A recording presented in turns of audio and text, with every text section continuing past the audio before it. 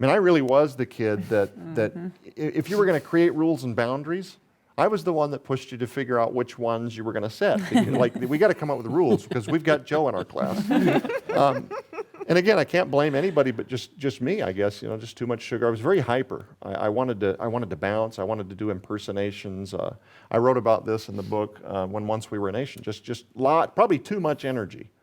And being forced to sit at school and behave and listen was just more than I could bear. Fast forward to the 4th grade. Now you add to this, we were moving a lot because my family was in ministry. My way of dealing with this was to try to make kids like me. So I got even more obnoxious. I'd go to recess and I would sing opera at the top of my lungs. Just get these reactions like, what is this kid singing opera about? But it was attention. I had to make people like me. So 4th grade was terrible. And I'm honestly convinced that the teacher passed me so that I could go to somebody else's classroom the next year. She's a great woman. I go into the 5th grade, and I start the school year exactly the same. I had this desk, these open-faced desks, where you didn't raise a lid to put your books inside. You actually slid them in and out this way. I figured out if I took my pencil in the open part of this desk, I'd get a boom, boom on the bottom, a tick, tick on the side, and kind of a thwop, thwop on the top. So I was like, boom, tick, boom, tick, boom, bam, boom, da. So I was beatboxing before it was a thing, and then I would play the bass lines with my mouth. So I'm sitting there, boom, tick, tick, boom, boom, boom, boom, tick, boom. And this was driving my poor teacher nutty, but she stayed patient. Like, even the threat of being grounded forever could not pull me out of the cycle of bouncing and goofing and telling jokes and stuff.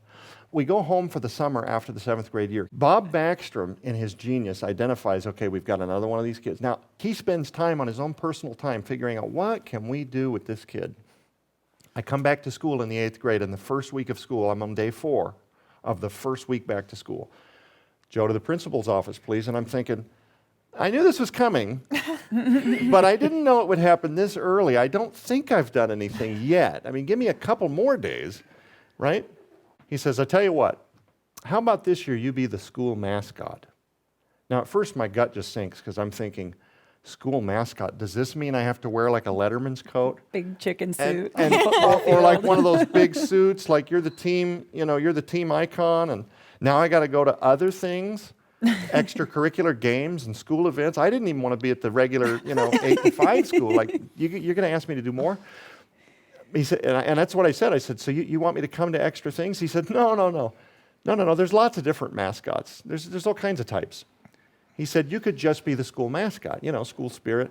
How about you tell jokes at every assembly? And occasionally, what if we bring you down here at the intercom every morning, or occasionally during the morning times, tell a joke over the airwaves.